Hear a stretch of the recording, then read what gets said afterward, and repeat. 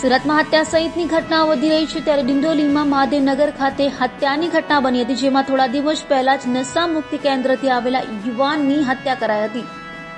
સુરતમાં હત્યા સહિતની ઘટનાઓ બની રહી છે ત્યારે ડિંડોલી ખાતે યુવાનની હત્યા કરાઈ હતી। ડિંડોલી ખાતે આવેલ મહાદેવનગરના આરોગ્ય કેન્દ્રની ગલીમાં થોડા દિવસ પહેલા જ નશા મુક્તિ કેન્દ્રથી ઘરે આવેલા અંશ આનંદ સિરસાત નામના યુવાનની ઘાતકી હત્યા કરાઈ હતી। અજાણ્યા હત્યારો છાતીના ભાગે ઘા માર યુવાનની હત્યા કરી ભાગી છૂટ્યા હતા। હાલ તો બનાવને જાણ થતા પોલીસ કાફલો સ્થળે દોડી ગયો હતો અને લાશનો કબજો લઈ હત્યારાઓને ઝડપી પાડવા ચક્રો ગતિમાન કર્યા છે। વધુમાં મૃતક 2 વર્ષથી બારડોલીના નશા મુક્તિ કેન્દ્રમાં હતો। ડિંડોલી પોલીસ સ્ટેશન વિસ્તારમાં મહાદેવનગર 2 સોસાયટીમાં એક હત્યાનો બનાવ બન્યો છે। આ બનાવમાં અંશ નામના એક વ્યક્તિની હત્યા થઈ છે। એ અંશ અહીંયા એકાદ મહિનાથી આવ્યો હતો। પહેલાં એ બારડોલીમાં એક નશામુક્તિ કેન્દ્રમાં એડમિટેડ હતો એવી એ માહિતી પોલીસને આપવામાં આવી છે।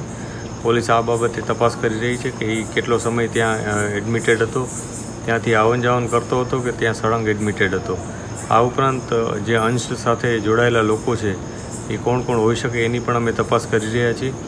આ ઉપરાંત સીસીટીવી કેમેરા અને અન્ય જે ઇન્ફોર્મેશન હોય, ટેકનિકલ ઇન્ફોર્મેશન, તદુપરાંત અમે જે હ્યુમન રિસોર્સ અમારા હોય છે એના થકી અમે તપાસ કરી રહ્યા છીએ કે આમાં જે પણ સસ્પેક્ટ વ્યક્તિ હોય એની અમે આઈડેન્ટિફાઈ કરી અને પછી એની આગળની કાર્યવાહી કરવા પ્રયાસ કરી રહ્યા છીએ।